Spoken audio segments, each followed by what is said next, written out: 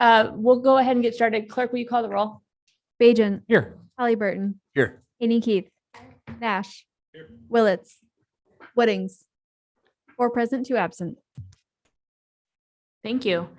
We've got first, I saw Eric Bilmoria in the crowd, an interim budget change presentation. Welcome. Thank you very much, Madam Mayor, members of the council. I'm Eric Bilmoria with the Department of Finance and Administration. We have 3 interim budget changes here for your consideration. The first one is for the purchase of properties on McKinney Lane and El Dorado Streets for the future development of affordable housing. These properties were approved for purchase by the City Council on September 27th, 2022. The funding source for this purchase is twofold. First, federal funds through the city's Community Development Block Grant Entitlement, totaling $1.45 million. Secondly, funds approved by the City Council as part of the FY23 budget process for various housing-related purposes. These properties have been in the due diligence phase since September and are scheduled to close by May 10th.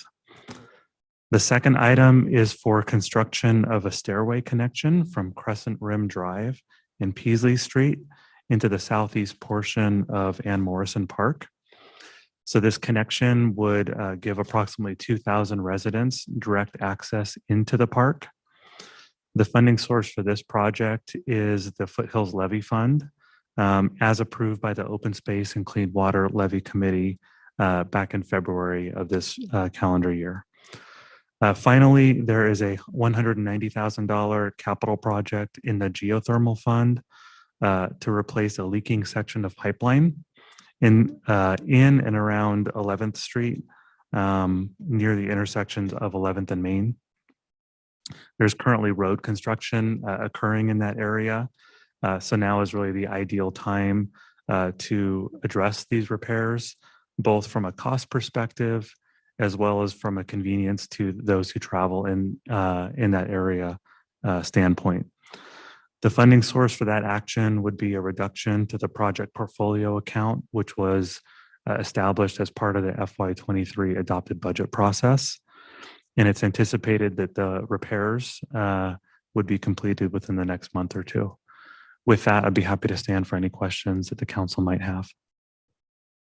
Madam Mayor, I might just provide a little more context to number 2 there, because we had a couple of emails about it earlier today. That's what I just pulled up. Oh, perfect. Go ahead. All right. I believe it was in 2022, our Open Space and Clean Levy Commission approved being able to use levy funds for pathway projects, knowing that this would really give people more access to open space, and the ones that and especially the ones outlined in our Pathways Master Plan. And in our Pathways Master Plan, we really established this as one of our key connections, being able to get so many people within that 10-minute walk of a park. And so when you go up to that area on the bench, you've got all of the Crescent Rim, you got all of Alpine and Peasley, and it really is a massive part of our community that now all of a sudden has the ability to walk straight down to a park instead of having to walk 15, 20 minutes, around on busy roads. The other thing that's kind of interesting about this one is this work has been underway far beyond when I was on council. I remember being on the Lusk Street Neighborhood Association, and this was one of the top projects that was identified when we were developing and putting together the Ann Morrison Park kind of remodel and master plan. And so just a really, really exciting project, a lot of really great excitement from the Parks and Rec Commission as well, where I sit on the liaison for council. So just so much support for this one, and a really, really unique opportunity to connect so many people. Madam Mayor, I had a question about the purchase of the property at McKinney and El Dorado. Do we have a ballpark idea on how many units we think that a property like that might sustain? Thank you, council member. I think I might hand the mic over to Maureen for that answer. Madam Mayor, Council Member Nash, Maureen Brewer, I lead our Housing and Community Development Division, and the preliminary massing study says that site can support up to 200 units. So we're going to target between 180 and 200. I have just two things. One, I want to say that it's great to see this completed with the IBC, the McKinney and El Dorado piece of property. This is just like at Franklin and Orchard and State and Arthur, our strategy of acquiring land or using land that we have to ensure that we can create more homes at Boise budgets. And so this is a great step forward with this one. And I really like the pairing of both our housing funds and CDBG funds to help make our funds go further. I did want to, going back to the Peasley pathway or staircase, I received an email from a member of the public that was on a different topic, as well as the ones that Councilmember Halliburton just addressed. And it was related to ADA issues. And I was just wondering if Parks would please speak to that. One, he wanted to say that he thought the meeting was very productive. He appreciated the staff and the planning and the commission's efforts and the discussion around it, but was surprised that at this point, there's not accessibility provisions built into it. And I know that there are reasons, but I'd just like to give you the opportunity to address those. Madam Mayor, thank you, council members. Sarah Arkle, I am the superintendent for the Parks Resources Division within the Department of Parks and Recreation. I'll do my best to answer that question. It's the challenge here, frankly, is topography. It's a very, very Like steep this, slope. right? Yeah. It's about 40 feet. And I don't know what the percentage of the grade is, but there's a goat track that's it's what we call an informal beat up trail that currently goes down that location, and it is horrible, less accessible than what we're offering now for bikers and pedestrians. We are working with Sierra, who is our accessibility program manager. I think that may not be her exact title, but to try and find ways that we can do small tweaks to the design to include perhaps some visibility improvements, and what we might be able to do at the top and the bottom to accommodate more folks. The intersection at Peasley and Crescent Rim is getting improvements associated with ADA accessibility. And there is potentially a future option for seeing how we might be able to move folks up and down who have mobility impairments that don't allow them to utilize the steps. This is what we could accomplish with what we had before us. Unfortunately, it doesn't accommodate everyone. We hope it will accommodate most folks who are walking and biking. Thank you. Mhm. All right, thank you. Madam Mayor, I would move that we approve the interim budget changes presented by staff. Second. We have a motion and a second and further discussion. All right, clerk, will you please call the roll? Bajent, Yes. Halliburton, Yes. Haney Keith. Yes. Nash. Yes. All in favor, motion carries. Thank you. All righty, next up, it looks like Tilly Buck's joining us and Jennifer Wybar is here as well as the director of the airport, Rebecca Hupp, to review the art master plan for the airport. And thanks to the Parks team who's stepping out. Thank you, Madam Mayor, members of the council. I've provided a physical copy of the plan to pass down just to get a sense of the physical plan. I am Tilly Bubb. I am the cultural planner with the Department of Arts and History. I am here to speak upon the benefit of our department and also for Rebecca Hupp and the Boise Airport. I am honored to present the Boise Airport Arts Master Plan tonight. For the benefit of our new council members, I just wanted to provide a little bit of context about where I'm coming from. Our department originated with the Boise City Arts Commission, which was founded in 1978 as an independent all-volunteer agency. In 1996, it became a division of the mayor's office. In 2008, it merged with the city historian and became the Department of Arts and History. So we've been a full department since 2008. In our department, what we do is really reinforce a sense of place. We celebrate our community character, ensure that exceptional arts, history, and cultural programming are part of our community, and foster placemaking and community context. So you can understand the role of a public art master plan in the context of what we do. Our service areas are administration, which is what I'm under in cultural planning. We have an arts and history grant program that's $150,000. We have a robust public art program with over $7 million of public art. And this is also on behalf of our public art department or public art division.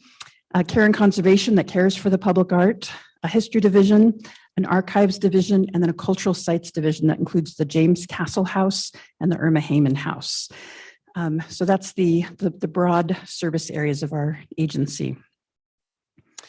So in 2020, I completed a Boise Public Works Arts Master Plan with artist Dwayne Carver. This was for that specific enterprise fund to plan for the next 10 years of public art and public works. We then turned our attention to Boise Airport to work on an arts master plan, considering the construction that was coming up for that project. We hit the pandemic, but we continued to plan through that pandemic and are proud to present to you our plan tonight. This project would not be possible without the collaboration of Boise Airport. We work closely with Director Hupp and her staff to receive input on the plans that were coming for the airport location. And we were encouraged to not only look at new construction, but to really consider the whole existing campus. So I wanted to acknowledge that this is a full collaboration with Boise Airport. The intended readers for this plan are city staff and elected leaders like yourself, those who manage Boise Airport services or communication personnel, the Arts and Histories Public Art Division, artists, community members, and citizens who want to understand our public art investments, national public art colleagues and other city administrators, and then future city leaders. So we really saw this as a legacy document. This is the first time we've ever done this kind of comprehensive strategic plan for Boise Airport. The contents of the plan are divided into 3 different sections. We provide an introduction that provides background on the program, a looking back section that evaluates the public art collection as it exists currently, and then a looking forward section that identifies new vision, mission, and goals. And I'll go a little bit deeper into each of those sections. The looking back section defines the context and the demographics of where Boise Airport sits. It prioritizes the importance of diversity, equity, and inclusion in the city of Boise. It discusses Boise Airport's history. It reviews a broad perspective of what airports are and how residents and visitors experience those places. It explains our planning methodology and our process. And then it provides a robust inventory of existing art on the campus. It identifies the name of the art, the date, the author of the work, and the cost. We do that for the entire airport.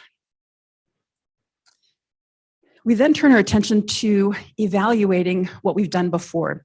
So we did an intense inventory of the entire collection, looked at the conditions of each of the collection works, and provide information in the plan that identifies what we've done well and what we can do better. We also identify quick fixes or things that could be done easily to make some adjustments. In our looking forward section, we really wanted to be strategic and to create a comprehensive plan. The vision for our new program would be that Boise Airport's dynamic public art and local cultural programming enhances airport visitor experiences and embodies the airport's role as a regionally reflective transportation center and respected community partner. The mission is to facilitate the development and care of public art and management of cultural programming that enhances people's experience of the airport environment and strengthens Boise Airport's civic stature through rich community relationships. We set forth 6 specific goals that we look for each of the opportunities to meet. The first one is really centered around guest experience of both residents and visitors. The second is that the work that we select is regionally reflective as a regional airport. The third is that we looked to the possibility of creating more cultural partnerships with local nonprofits or others to reflect the community character that we have. The fourth is that whatever we do is of high quality. The fifth is that we care for whatever it is that we create. And then the last is really focusing on public communication, providing venues at the airport, on the web, through printed matter to communicate what we've done at the airport. We also develop curatorial strategies. when we were doing tours at the airport, the staff would refer to the land side and the air side. And we really loved that language. The land side, of course, is we ended up identifying it as everything past security, and the air side is everything up to security. And then we identified corridors. We were coming at this from the user experience. So as you're approaching the airport, you actually start to see it before you ever enter the campus. So we identified, and I'll have a little map of showing you the corridors. So you move through that traffic corridor, you approach the airport, and you enter into another corridor. So we're really tracking the people's movement through space, and then identifying kind of themes that could happen with the art in those corridors to further reflect that experience. The third curatorial strategy is to focus on collections management. Every piece that we commission for the airport is part of a larger collection at the airport, and then a larger collection within the city of Boise. So we needed to look at things within that larger collection framework. And then lastly, that we want to provide a range of opportunities for artists, from small projects up to large projects. So that's kind of an overarching strategy. So here's a map of the corridors. The traffic corridor you can see in red as you approach. So some examples of projects that might be in the traffic corridor would be things that are easily visible from a car, or things that reflect on the relationship between the built environment and the land. As you get up close to the airport, there are those planter boxes in the front. We see that as the nature corridor. So maybe references to wildlife or flora and fauna that are from the area. And then as you enter into the airport, you see that beautiful terrazzo floor that's flowing, and you've entered the river corridor. So there might be something related to aquatic life or other river activity. The public art that we currently have there already reflects these themes. In the airside corridor, as you're coming up to the security section, that is its own section. So that is, we just lost visible. Okay, there it goes. The security section is this line between the airside and the land side. So it's transition, it's passage, it's kind of the time outside of time. And there's not a lot of space that we can do things because it's the security area, but there's a lot of airspace that something could be done. And then on the air side is the jet stream corridor. And that's the side where it might relate to the sky or clouds or something of imagination.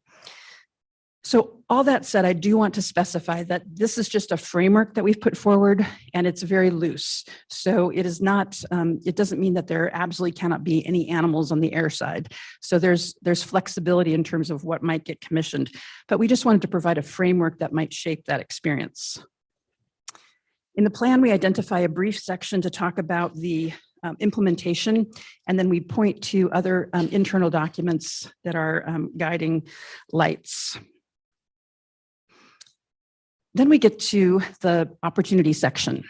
There's a section for the land side and the air side where we call out specific opportunities. Each of these are for the different corridor areas. We identify each image with a specific, each opportunity with a specific image, and then 2 precedent examples so that you can get a sense of kind of what we were thinking of and what we see as possible in that area in terms of scale or materials. We identify some loose information, a description, possible notes for the RFQ, but this is purposely left open without a budget so that the public art manager can negotiate in cooperation with the airport what that budget would be, whether it's going to be a smaller project or a larger project, and the exact specifics of that particular opportunity. So we repeat this on the air side with the similar images and then the precedents. We then have a section where we talk about new construction, and new construction offers a couple different opportunities to integrate things into that site. Like you can see the image of Liz Wolf working on the terrazzo at the floor of the airport, which was essential for that to be part of construction. So we identify some operating themes and direction. And then because we knew of some of the construction projects, we have some images that relate, for example, to the public parking garage and then the covered walkway that's coming. Lastly, we turn to new program concepts. As all of you have traveled, I'm sure that you have experienced some of the things that Amy and I have experienced in airports, such as someone playing on a piano or music playing in an airport or a film screening. We saw different kinds of program concepts that happen at other airports that we have not ventured into. Currently, the way that our ordinance is written, these program concepts would not be eligible for funding under the way that our ordinance is currently written, which is one of the reasons that we're bringing that ordinance back to you for consideration at a later time. Well, and just to be clear, that's the presentation that the director, Jen Stevens, gave. I don't know, what was it, a month ago or so? Yes. About the ordinance, like the new and different ways of investing in art, and then how we would keep it, record it and keep it in the long run. Yes, thank you, Madam Mayor. And our looking at the airport was one of the things that prompted us to consider broadening that ordinance. So I'd like to just briefly share with you each of the program areas. And again, these are just concepts. By approving the plan tonight, you're not approving that we're going to move forward with these right away. These are concepts to be considered for the future. So the first would be a performing arts program. For this, we look to cities like Austin and Minneapolis, where we've seen successful performing arts programs. Boise is a destination, or an origination and a destination airport. So the travel times are a little bit different than a hub airport. However, we see some sites such as the waiting area or the food court area, which might be appropriate for a small stage for times when we have a high amount of travel. So we've identified some possible locations in the airport and some basic infrastructure that might be needed to create some kind of a performing arts program at the airport. Secondly, we looked at the film industry. As we do more work looking at the creative economy, the film industry is something that's getting more attention. The concept of a filmmaker showcase could be something as small as a TV monitor that we see rotating short films of local filmmakers, or it could be something as developed as the two precedents that we provide in Portland and St. Paul, which are literally little theaters that people can go and watch a short film of a filmmaker. But we thought, thinking about the potential of how do we showcase our local filmmakers. Thirdly, the consideration of an artist in residence program. As you know, we have a robust artist in residence program at the James Castle House. That is where they actually live in residence. This would be something that we would invite local artists to come and spend time at the airport creating work that could be visual work or poetry. Maybe they would write poems for people who are passing through, or someone could watch an artist create a painting in the airport, or they could create work about the experience at the airport that could be shown at another location. So there are places such as the information desk that's shown in the downstairs lobby. That's an unused space where an artist in residence could sit and create work about that experience. The next is a concept of partner program changing exhibitions. We have an incredibly robust nonprofit arts community in Boise. And we thought about the possibility of showcasing, for instance, the costumes at the Shakespeare Festival in the baggage area, or information from the Idaho State Historical Museum about the indigenous tribes in a case for people to better understand the history of our area.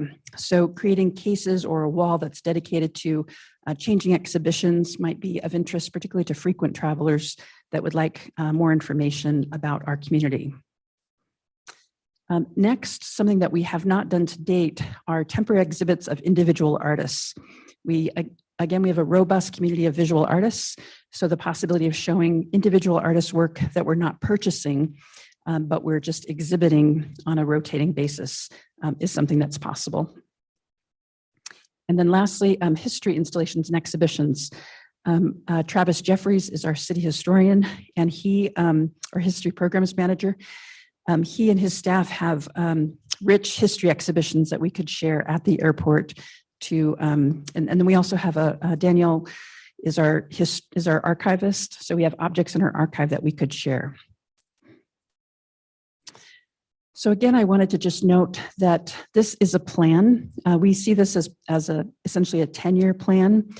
The next steps, if you approve this plan tonight, would be to do final edits and then print the document. We'd print a limited number and then have a digital copy available on our web. We would engage our Boise Airport partners through presentations, providing more information about these opportunities, look at staffing considerations.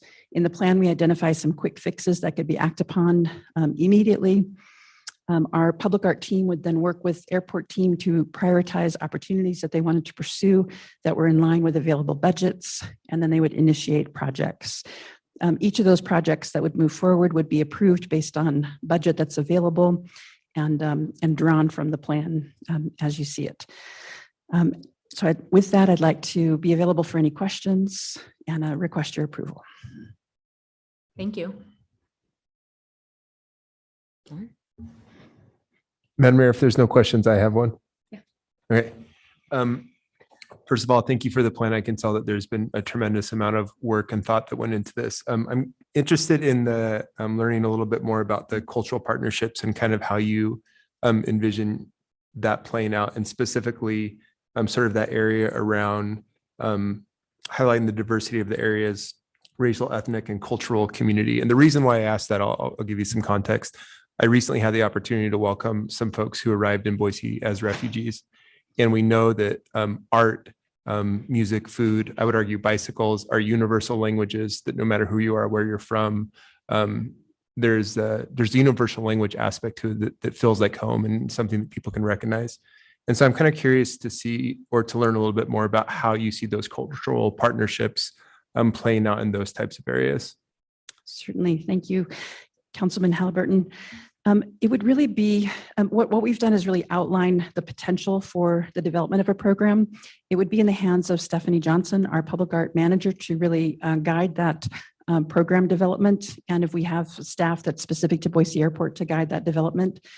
From my perspective, I see it as an opportunity for us to connect with, as you've noted, refugee groups or nonprofits, and to create cases or specific locations within the airport where we could have changing exhibitions that feature the different communities in Boise. So that could be sharing crafts from particular organizations or clothing or information about the history of the refugee program that goes back to 1975 and includes a number of different types of groups. But the specifics of how that would be developed would really be up to the leadership of Stephanie Johnson. Great. And Madam Mayor, just a couple of follow-ups there. One, I'm super excited to hear that. I think our airport serves such a unique tool that we maybe get to welcome somebody to Boise who's never been here before, and potentially a new home or maybe a future home if we can create that great of an experience from the airport while they're here and when they go back to where they're from. The other question, just to kind of make sure that I was clear on the understanding, it seems like there's going to be some opportunities and possibilities for some new exhibits, some new installments and installations, but also maybe a way for us to display some of the stuff that already exists in our archives that maybe hasn't seen the light of day in a little bit. Am I understanding that right? Yes, Councilman Halliburton. We have our staff's done it. You may have noticed there's a case outside of our doors where our history staff has done multiple changing exhibitions. That receives a really limited audience. We've talked with them about the possibility of moving those types of installations to the airport. We have some incredible resources like the cameras from the Burns photo collection and all the photos from the Burns photo collection that we haven't really been able to share with the public yet. So we have a lot of materials that we'd like to be able to share that are part of our city history and archive collections. But we also have new exhibitions that are more focused on our broader community that we'd like to showcase. So there's part of it is really identifying in cooperation with the airport sites where we can develop cases that can be specific for these purposes or walls that can be dedicated for these purposes, either in the existing campus or when we build the new concourse is another possibility. And there really is a lot of space, and they've been incredibly thoughtful in working with us on looking at those possibilities. Yeah, thank you so much for that clarification. I think it's really cool to have the opportunity to do both, knowing that so much great work has been created already that we can reshare for folks who maybe haven't had a chance to see it before, but also the new opportunities for other artists as well. So thank you again for the presentation and for the work that's gone into this. Thank you. Madam Mayor, it's probably a question for Director Hupp, but as we're designing new concourses and new parking garages and, designing and building all this infrastructure, is it on the architect's radar that we're thinking about using the airport as a place for public art, and like is designing the infrastructure to facilitate this plan part of the airport's plan for this build design phase that we're entering in the next 10 years? Councilmember Bajan, thank you so much for that question about the infrastructure of the projects that we're currently doing. And the answer to your question is a resounding yes. We are planning art. And one of the things that we've talked about consistently with the art department is the desire to actually incorporate art into the infrastructure as opposed to having it be an afterthought. A good example of that we talked about is the medallion in the terrazzo floor and the rotunda. Artwork like that is actually incorporated into the facility itself is a lot more meaningful than maybe art that we just add after the fact as a second thought. So that is definitely something that's on our radar. And in that master plan, in the art master plan, it identifies specific opportunities for some of the upcoming construction projects that we're doing, including the consolidated rental car garage that will have a facade most likely that is art and also functional. Wonderful. Thank you. And then my second comment was just that when I looked through the plan earlier today, actually at the airport, I was super relieved that none of the images featured the entire city council, as has happened at the airport in the past. So thank you. We're improving. Thank you very much, Councilman. I don't think there are any pictures of us. That's good. It's great. Yes. Madam Mayor, I think that we're requesting, I move approval for the landside, airside, Boise Airport Arts Master Plan. Second. We have a motion, a second. I think we've probably had discussion, but does anybody else have anything to say? Madam Mayor, I just wanted to comment, was related to Councilmember Halliburton's question, is just to encourage. I know that I really liked the concepts that were developed, and I realize it's going to be a process moving forward, but to really consider the kind of racial and ethnic diversity, the socioeconomic diversity, and reflecting that in the art that's there, and how we choose artists of who we showcase, and not just those that are coming that we hope to welcome, like our refugee community, which I think is really important, but those that are just here to visit, to understand what Idaho represents. I think you feel that when you come in and out of the airport. And so I just wanted to comment that I hope that that's still really a key important aspect of the work that you'll continue to do as you decide how we continue to develop and build this piece of it. Thank you. Thank you. I won't be voting, but I just wanted to say a couple things. First, I wanted to thank you, Tilly, and the team that put this together with the airport team. This is a great document. The concepts are really well thought out, well laid out with wonderful examples. And this is a great opportunity for us, as several of you have said, to really give people coming through the airport, whether they, be our kids passing through to go back to school, ourselves if we have to travel for work, or people that are visiting here for the first time, a deeper sense of place and connection to culture and community that makes Boise unique. And we can use art and new design of the airport as with the great food and other local vendors that we have, to really give folks a sense of who and what Boise is and what this region is. And this, with all the investments we're making in the airport, again, I think it shows how important a Percent for Art program is, because we have huge investments in the airport, and so have great opportunity to supplement and really complement and really make better those investments with these investments in art, history, and I'd say the experience that a new ordinance and some tweaks to the ordinance will allow us to provide to our residents and others passing through. Thank you all very much. Thank you. My privilege. Clerk, will you call the roll? Bajan, Yes. Halliburton, Yes. Haney Keith, Yes. Nash. All in favor, motion carries. Thank you. Good to see you, all three of you.